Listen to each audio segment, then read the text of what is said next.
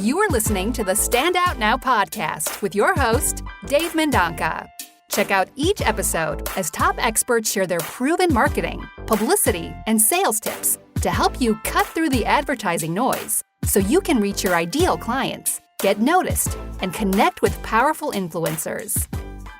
The Stand Out Now podcast is brought to you by podcastinterviewexperts.com, helping entrepreneurs attract clients through business podcast guest appearances.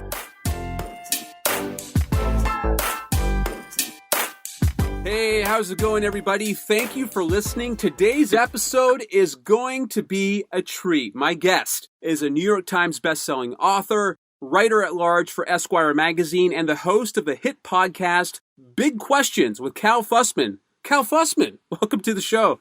Thank you. It's great to be here. Awesome. Now, Cal, as always, this is the question I start off with my guests, so very curious to get your answer.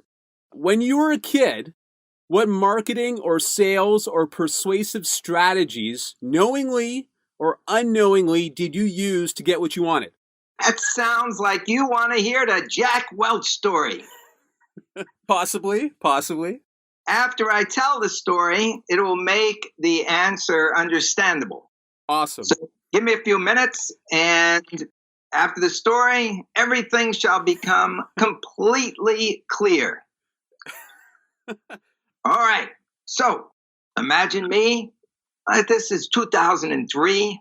I go to interview Jack Welch in Boston. This is right after he is retired as CEO of GE, one of the greatest CEOs in history. And I am going to sit down with him for an hour and a half to do an interview for Esquire's What I've Learned column. So I get to ask him anything I want. Go in, we hit it off right away. And about midway through the interview, a funny thing starts. He begins to ask me questions because he's a very curious guy. And after about an hour and a half, I'm like starting to get nervous that I don't have all of my information because he's so curious to know about me. But we finish the interview for him, and he says, Cal, why don't we go out and have some lunch? Because he was very curious about some of the stories I was telling about boxing with Julio Cesar Chavez when Chavez was 87-0 with 75 knockouts and junior welterweight champion of the world and swimming over 18-foot tiger sharks. So we decide we're going to go out and have lunch. We're walking out the door, and Jack stops, and he turns to me, and he says, if I was still at GE, you would not have gotten out of this room without joining our marketing team. Now, I realize there are people who would have worked their entire career to hear that sentence, but you got to remember, at that point, I was a world traveler, I was a writer, so I kind of saw myself as a cross between Ernest Hemingway and Marco Polo. And now here, Jack Welch is calling me a marketer. And I'm looking at him almost like Robert De Niro in Taxi Driver. You talking to me, Jack? You talking to me? I don't see nobody standing behind me. A marketer. And he quickly assesses how I feel through my facial expressions. And he said, Cal, look, all my life, I've been doing this. From the time I was a kid, I would be a captain on the baseball team at the schoolyard, and we would pick sides, and I would know who to pick and where to put them. Sometimes I'm wrong, but trust me, you belong on the marketing team. Nice.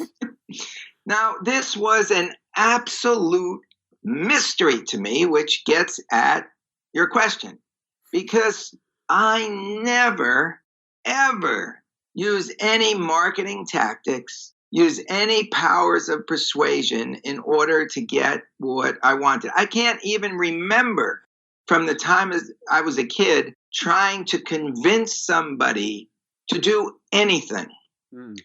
And it may be that that is what Jack identified, that just by authentically being me, people would want to join me. Right.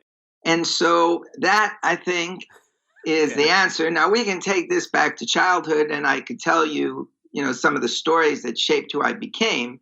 But it's very, very ironic, even crazy, that somebody who had that kind of perception would see me that way. But, in the end, I found out that he just may be right, and we could get to that later in the conversation. Right. So wait a sec, Cal. Not even, say like you're a little kid, like a toddler or something. You have a pouty face. You want the candy bar in the store, and that's how you broke down Mom. You didn't even do that?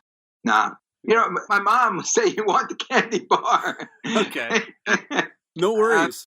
All right, Cal, then let's talk about the early stages. Like, I love your stories. I love the Jack Welch stories. Hey, everybody, Cal Fussman is a master storyteller, as you can already tell. But I want to go back in time with this guy to find out the early stages of his career. So, Cal, when you were young, what did you see yourself accomplishing with yourself in your life? Well, what happened to me when I was in second grade, November 1963, sitting in the middle of the classroom, and the teacher, Miss Jaffe, walks out of the room. She comes back a couple minutes later, and it's as if she's completely transformed. I mean, she's wearing the same clothes, she had the same hairdo, but everything about her has changed in terms of her expression. And she is white as a sheet, as the expression goes. And she starts talking in a voice so calm, it's a little scary. And she tells the class that President Kennedy's just been shot. Now, this is a huge shock to everybody. I was living in Yonkers, New York. It was toward the end of the school day. They let everybody out of school. We all went home, went immediately to the television and watched Walter Cronkite tell us that the president had been assassinated. Mm-hmm. Soon after, we found out that the vice president, Lyndon B. Johnson, had just been sworn in as the new president. And this is the first time in my life that I actually had confronted death. So that night, my parents called me over to the kitchen table before I went to sleep because they didn't know how I was going to take this. And they wanted to be sure that I was going to sleep okay and not have nightmares. And so they explained to me, Cal, look, in our country, this has happened before. We have a system in place. When things like this happen, vice president steps up and becomes president. And that's why Lyndon B. Johnson's the new president.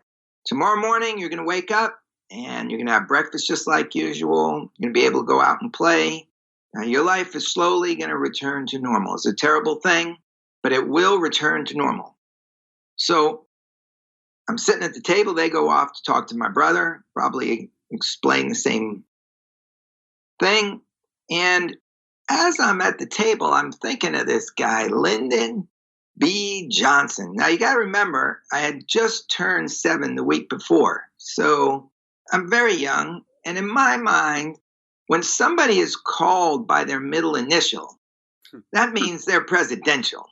Like there's John F. Kennedy, Lyndon B. Johnson. So the way I'm thinking is if you got a name like that, you're destined to be president. And then I start thinking, well, maybe this guy wanted to be the president. How does that make him feel now? Is he happy that he's the president? Or is he sad because he's only president because of the assassination? Or maybe he's scared that they're going to try and kill him too. And I can't wrap my mind around this.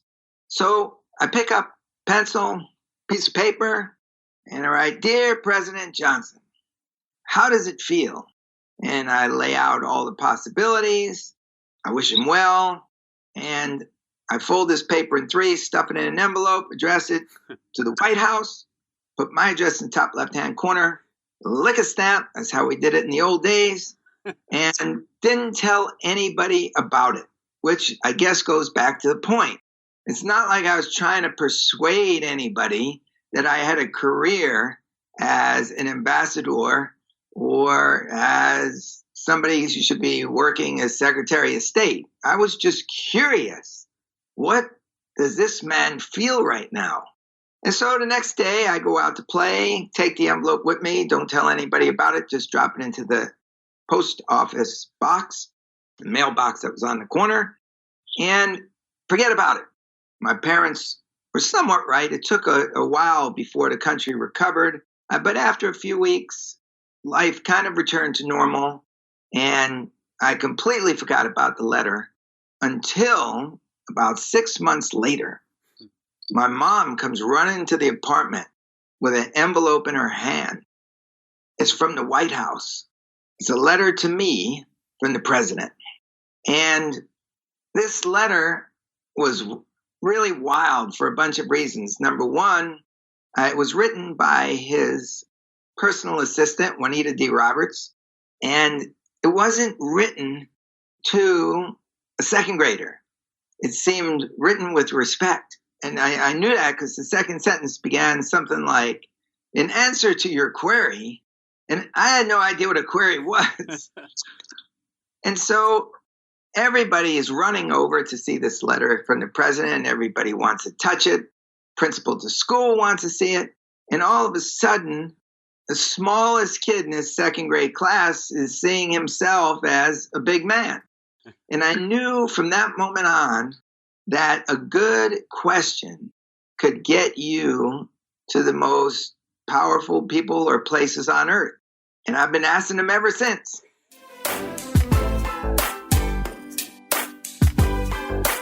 "7 years old, Cal. So you've always had this in you. You're asking all these really deep questions at such a young age. You know that's very not normal, right?" You know how I found that out? Only a few years ago, I met a guy who was an executive assessor. Now, I had no idea what executive assessor is, but many times when a CEO is getting hired, like for a big company, it's an important hire, and the company has to know they got this right because there's just an enormous amount at stake. And so an executive assessor is called in to do like a deep dive interview with the candidate, basically to make sure, yeah, you got the right guy. So I met this executive assessor, and he had read my work in Esquire, and he became curious about how our interview styles might overlap, how they were different. And so we decided to interview each other. And we each take about an hour and a half, 2 hours and interview each other. And very different styles, because he does his interviews like looking into a computer screen and typing out the answers. I do my interviews like into a tape recorder. But what was kind of fascinating was it later came out, aims to only talk during an interview about 10% of the time. And I learned that because I started talking to people who were doing hiring and hearing that they were talking 50% of the conversation. And I thought that was kind of crazy because if you're talking half of the time, then you're only learning half of the time. You'd want most of your time to be understanding who it is you might want in your company. So this executive assessor says, yeah, when I hear that people are talking 50% of the time during an interview, I really try and warn them, you're losing a lot. And I said to this guy, how much in our conversation did I talk when I was interviewing you? And he said, you were incredibly unique. You were talking 5% of the time. Mm-hmm. So I think this idea of asking questions, but also having the capacity to listen is what put me in the shoes to do what I now do. Right. Although, strangely, now I speak for a living. So right. It's the opposite. Right. How did you sharpen those listening skills, especially early on? Well, again, it's sort of like the first question. I never looked at it as if I was sharpening these skills. I was just doing them. Mm. I guess it's not to be, I don't know what the right word is, braggadocio comes to mind. Okay. But I think it's a little like when Louis Armstrong just starts playing jazz.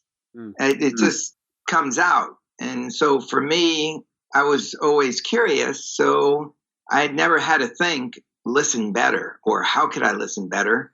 It was always just there. Just Cal. I get it. All right, Cal. So let's talk about Esquire, the gig. Like, how did this happen? How did you stand out?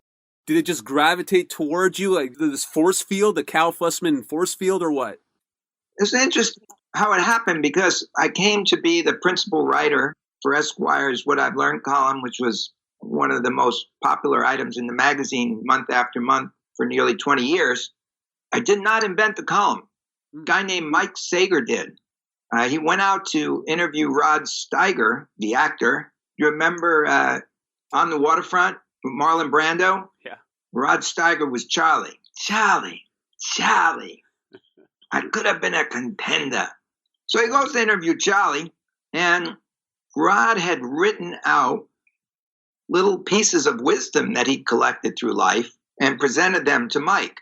And a conversation ensued, but those little nuggets of wisdom were brought back to the Esquire office, and they turned into this column, which was wisdom coming through the mind of somebody who had lived an extraordinary life. And it was only in their words. That was the thing about this column that kind of separated it from all the other questions and answers. This column only had answers. And generally it was on 2 pages. 1 page was a full page photo that got a deep look into the person. And the other was just wisdom in the words of the subject. And as soon as I saw it, I thought, I'm going to be pretty good at that. And as soon as I did it, I knew I was. So who did you reach out to? Like, was there like an editor? Like, did you send in a resume? How does Cal Fussman get that gig? Like, what happened? Okay. So what happened was there were about 5 or 6 writers at GQ working under the editor David Granger, who was not the editor-in-chief. He was right underneath the editor-in-chief. And Esquire Magazine reached out to David and asked him if he would become the editor-in-chief of Esquire. David said yes, which actually started a civil war between the magazines. And David basically took all of his writers over to Esquire with him. And I say took, I mean, we all wanted to go with him. We all saw him as our editor. And so on the day that David Granger started at Esquire, I was at his side, as was Tom Junod and Charlie Pierce and a few others, Mike Sager. And that's how that happened. It took a little while before Mike Sager came back with that idea for the What I've Learned. And then as soon as I saw that, I just wanted to do as many as I possibly could. Right. Let's dive into some of the interviews.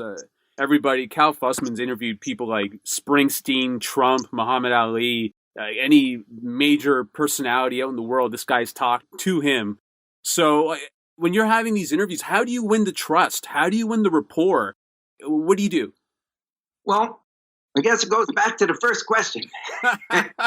Jack Welch. Which means I'll tell you another story. Okay. So what happened is I went to journalism school because, as we can figure out, I knew that I wanted to ask questions for a living. And as soon as the question came to mind, I picked up a pencil and paper, started writing. So journalism seemed very natural road for me. And I wanted to originally be like a columnist in a big city newspaper.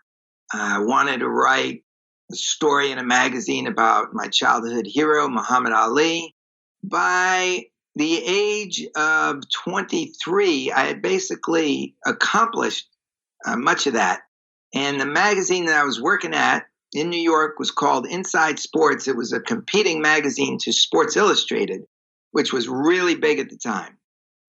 And Inside Sports all of a sudden went out of business. Now it wasn't like you're in a job and the company folds and where else can I go work? At this place, it wasn't like working. It was like every day was an event. The gonzo journalist Hunter Thompson would show up one day and you'd be at the bar throwing back shots with him.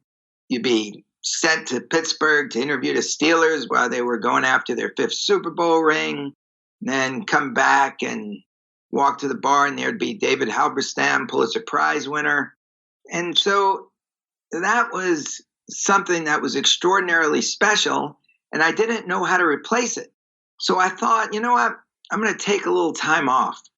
I'm going to maybe travel a little while. So I called up my mom, my dad, and talking to my mom, I said, maybe just a few months on the road, I'll be able to figure things out. And my mom said, that's a wonderful idea. And little did she know when she said it that I wasn't coming back for 10 years, but that's pretty much what happened. Right.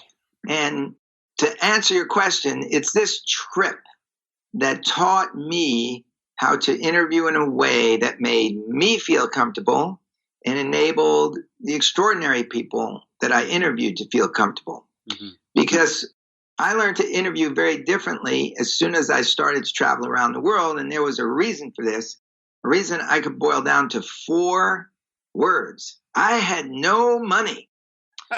Well, maybe a little money, but not much. Right.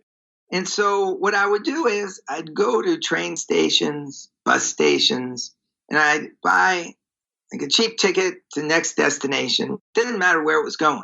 What mattered to me was to walk down the aisle.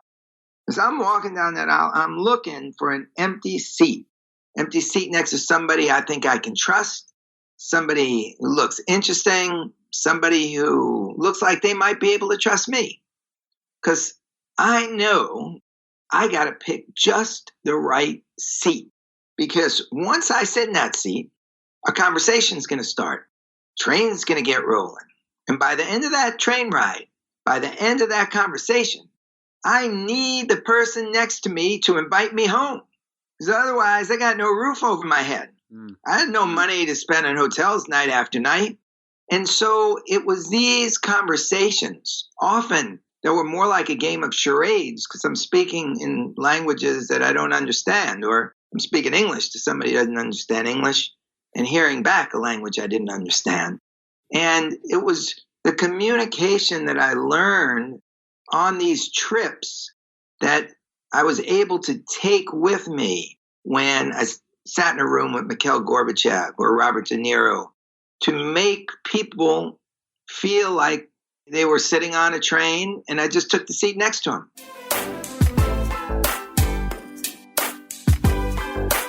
So you don't get starstruck or anything like that. Like when you're with Gorbachev, you're like, you know what, just another guy.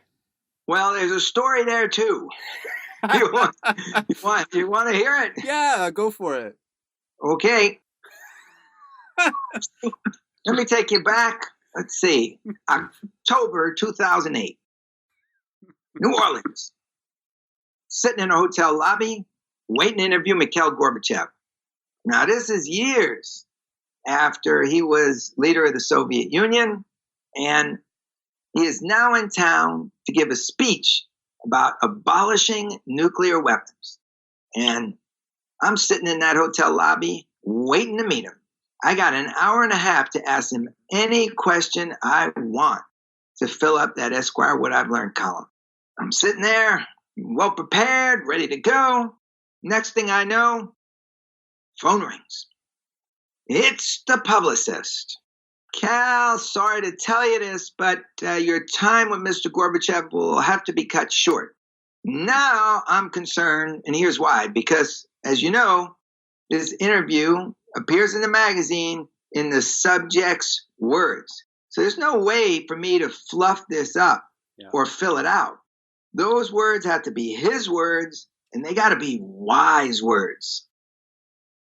So I need at least an hour in order to reach into his soul and extract the wisdom to fill up that column, at the very least 45 minutes. Mm-hmm. So I say to the publicist, how much time have I got? He says, 10 minutes. 10 minutes?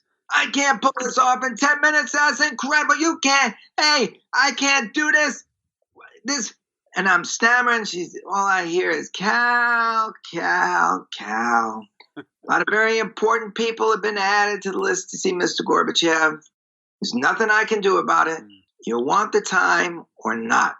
Well, of course I take the time, but as I hang up the phone, I'm feeling worse and worse and worse about this because I know I'm going to go in that room, I'm going to shake hands, we're going to exchange pleasantries, we're going to be seated. There's 2 minutes right there. Mm-hmm. Plus, my questions got to be translated from English into Russian, and his answers back from Russian to English. Oh. That's another 2 minutes right there. So this interview is down to 6 minutes before it even starts. Oh. There's no way I can pull this off. But you can only do your best. Mm-hmm. So I show up at the appointed time. Publicist escorts me into the conference room, and there he is, Gorby. Looked a little older than I remembered him. I think he was late 70s at the time. Mm. And as I'm looking at him, I'm realizing that he is expecting my first question to be about nuclear arms, world events, Ronald Reagan. So I look at him and I just say, what's the best lesson your father ever taught you? Nice. And he is surprised in a pleasant way. And he looks up, doesn't say anything. He looks up and then it's as if he's seeing a movie of his past playing on the ceiling. And he starts telling me a story about when he was a boy. His dad got called up to fight in World War II. Now, the Gorbachevs lived on a farm. And so he's telling me about the trip that the family took with the dad from the farm to the town to see the dad off. And he's telling it in detail. And I'm sitting there transfixed saying, this is unbelievable. Wow, what a great story. And then another part of my brain starts screaming, wrong question. This interview is going to be over before the Gorbachevs even get to town. But they do get to town. And when they do, Mr. Gorbachev takes everybody in the family into this little shop and buys them all ice cream. And Gorbachev is remembering this ice cream. He's remembering the aluminum cup that it was served in. And the more that he talks about this ice cream and the aluminum cup that it's served in, the more we both have this realization that this cup of ice cream is the reason he was able to make peace with Ronald Reagan and end the Cold War. Because think about it. This cup of ice cream contained the memory of what it was like just before his father went to war. The dread of not knowing whether he'd ever see his dad again. So he's looking at this cup of ice cream. I'm looking at the ice cream. He's looking at the ice cream. I'm looking at the ice cream. We look up at each other and we're thinking, man, this is deep. Just then, knock on the door. It's the publicist. Mr. Gorbachev, time for the interview will have to be over. And Gorbachev looks at the publicist, looks at me, looks at the interpreter and says, I want to talk to him. Nice. Publicist backs out the room. Conversation continues, goes deeper. 10 minutes later, another knock on the door. This time, publicist comes in a little more sheepishly. Mr. Gorbachev, Cal, time for the interview to conclude. Nah, Gorbachev says, I want to talk to him. Publicist backs out the room. 10 minutes later, another knock on the door. Wow. This time, the publicist is in a absolute panic. Mr. Gorbachev, Cal, please, there's a long line of people outside the door to meet with you, Mr. Gorbachev. We're way behind schedule. I don't know what to do. And Gorbachev looks at me with this smile and a shrug that says, hey, what can I do? And the interview concluded. Fortunately, I'd gotten the material, fill up the column. It was a good hit for Esquire. And that success taught me a very important lesson, that I never would have gotten those insights if I hadn't aimed that first question for his heart. Bingo. And so that's why I always advise people, always aim your first question for the heart. Ladies and gentlemen, this is why Cal Fussman's a legend. Like, that you went for the emotion, and you get some incredible rewards as a result. And the same thing happens on Cal's podcast. Let's get into that. Big questions. You interview great people all the time. Why podcasting for you? Like, you had this medium with print, and it was so successful, but then you decide to evolve. Well, like much in life, the world evolved for me, and I just try and catch up. Or, in a way, I'm like one of those guys in the movies on the bridge that's like getting shot down, and he's like running to get to the other side, and you never know if he's going to make it. And then finally, at the last second, he makes the jump, and then he's on the other side. So what happened is, after 20 years at Esquire, David Granger left as the editor. Same writers that he brought with him in 1997 were with him the whole time. And so you get a new editor, a new crew, and I was sort of in a different place at a time where something crazy happened to me. You ready for another story? Do it. Let's go. All right. So while I was writing for Esquire, I was also writing a lot of as told to books. I would write, for instance, My Remarkable Journey. It was Larry King's autobiography. And I became very good friends with Larry. I had breakfast with him every day. I've had breakfast with him every day for the last 10 years, ever since I started working on the book with him. Mm-hmm. One day, a kid out of college, I say kid, he's not a kid. He was about maybe 19 at the time. He was going to USC, comes to the breakfast table. And what had happened is this kid, I keep calling him a kid because he could be my son, but he was raised by his family to be a doctor. And when I say raised by his family to be a doctor, like I mean when he was 6 years old on Halloween, they would send him out to the streets to trick or treat in scrubs. That's what we're talking about here. Wow. It was an immigrant family, and they had been in Iran before the revolution and basically got out alive at a time where a lot of people were imprisoned. In fact, I think the patriarch of the family was in prison for a time and managed to get out. In any event, the family's way of thinking was, look, in this world, everything can be taken away from you. Your house, everything, family members, but nobody can take away what's in your brain. So if you're a doctor, you will always have that. And that's what they instilled in him. And he thought he was going to be a doctor all along. He was enrolled in USC. And his freshman year, he's got a big stack of biology books in front of him, and he can't even look at them. He doesn't want to be a doctor. And this sets off a life crisis for him. He doesn't know what to do, and he starts to think about success. And what's the meaning of success? And what were the people who were really successful when they were my age doing? What was Bill Gates doing? What was Warren Buffett doing? What was Lady Gaga doing? And he goes to the library to look for books with the answers, and he can't find the books. And so he realizes that he should be writing the book that he wants to read. And it's a great idea, except that he doesn't know how to write, and he doesn't know how to interview, and he doesn't know how to get Bill Gates to conduct an interview with him. So he has to go through this long, involved process. And when he realizes he doesn't know how to interview, he runs into Larry King and asks if he can come to breakfast and get some advice. He comes in, his name is Alex Benayan, and he explains to Larry that he's writing this book. And when Larry hears that, he said, well, you should talk to Cal.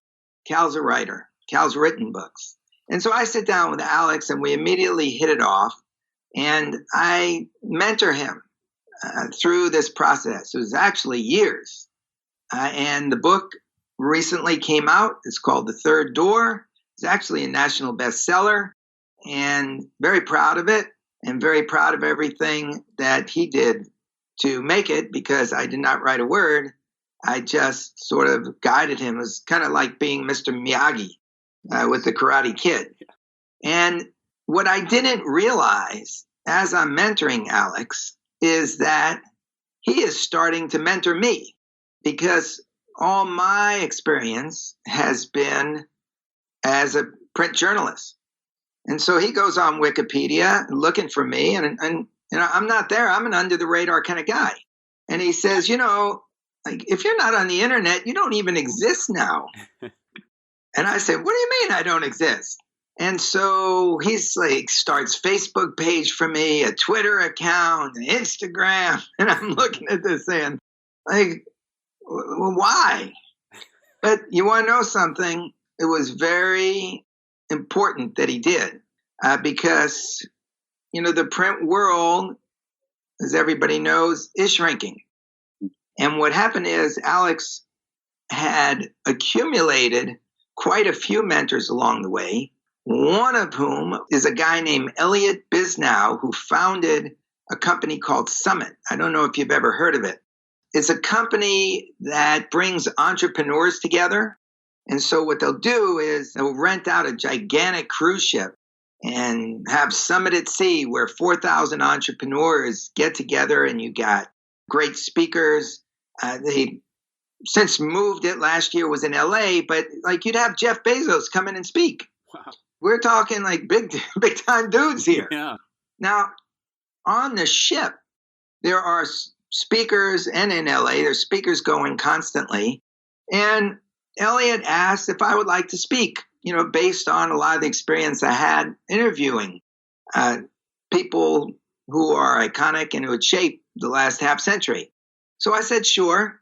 And I actually went on that ship expecting maybe 17 people to show up, because there's speakers all over the boat. You can go to what you want to see. And like there's a cult of people who know me as the guy who writes what I've learned. So I'm not saying I'm completely under the radar, because there were times where somebody from Thailand who read Esquire would bump into me and find out, you're Cal Fussman, and would actually like bow. Wow. So I know that I have a certain level of respect, but like how many entrepreneurs who are 28, 29 years old would know about me?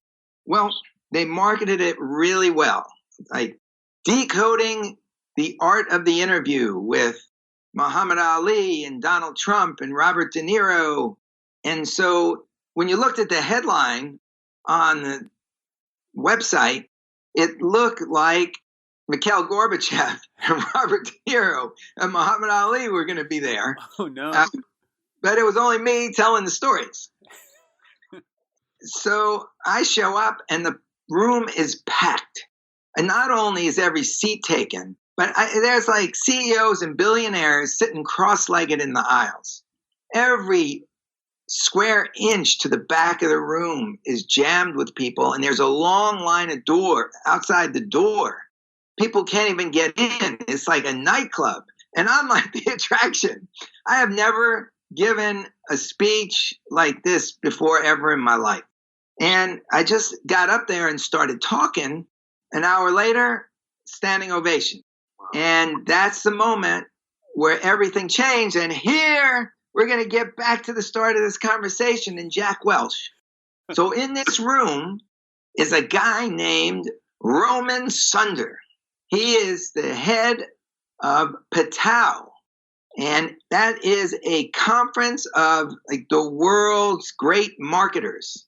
And Roman reaches out, and as soon as this happens, I have a manager, Kevin, the manager, and asks if I will keynote at Patau for an audience made up completely of marketers. Nice. Which tells you that Jack Welch was right. And I had no idea at the time. I thought he was nuts. Jack was CEO for a reason. Yeah, he knew a thing or two for sure. Cal, I know we've taken a lot of time here, and I want to end off by asking you this. You're a big fan of asking questions to other people. Are there any that you ask yourself every day? Oh, a good one. Thank you. Good question. Thank you. How about these three? Anybody can ask them. And especially great for someone who doesn't know where their North Star is, can't find it. Okay. All right. 3 questions, back to back to back.